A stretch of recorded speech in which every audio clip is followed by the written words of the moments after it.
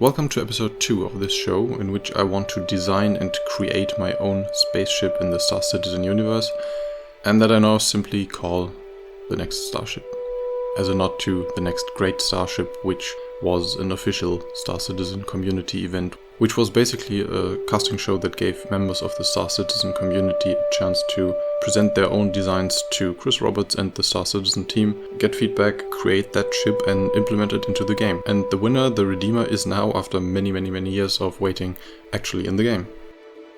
In the last episode I presented the idea of creating a small long-range fighter and showed some first outlines or silhouettes.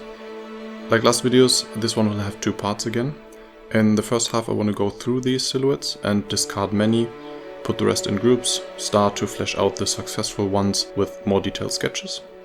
And then the second half will be my research. What long-range ships do already exist in the Star Citizen universe that mine would have to compete against? And what does long range actually mean in this case? So that will be a mix of lore, numbers and actual gameplay.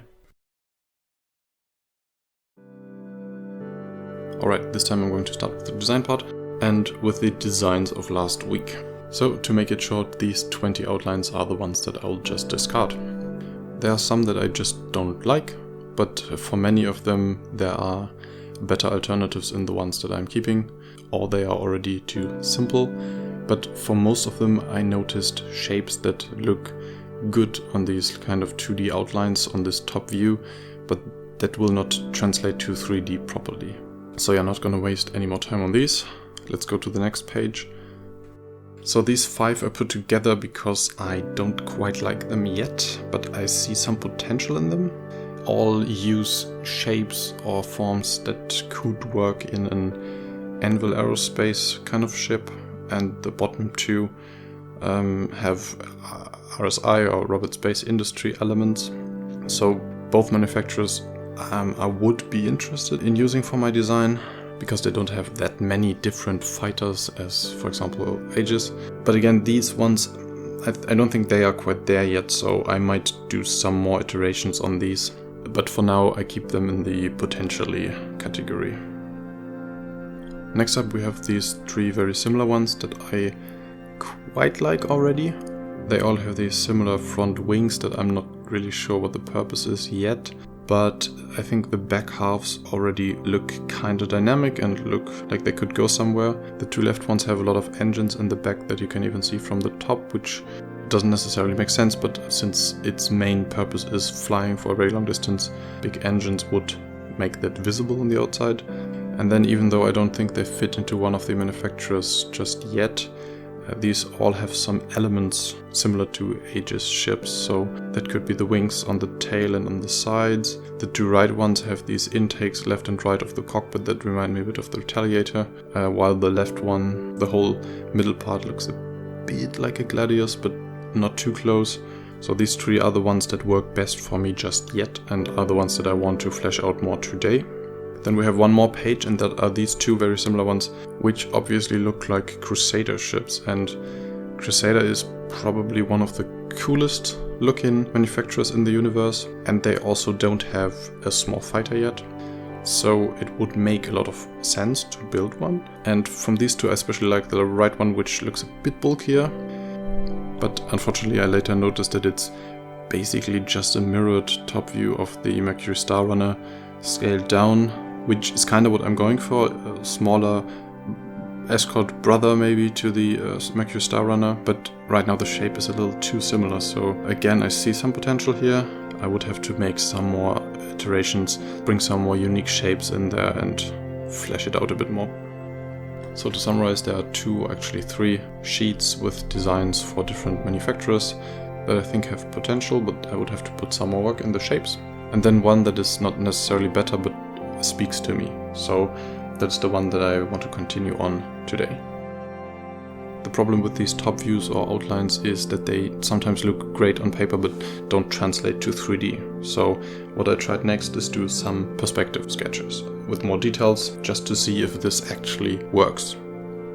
So today I have 3 of those. The first one is a front perspective view. Again, this is just to see if it works in 3D.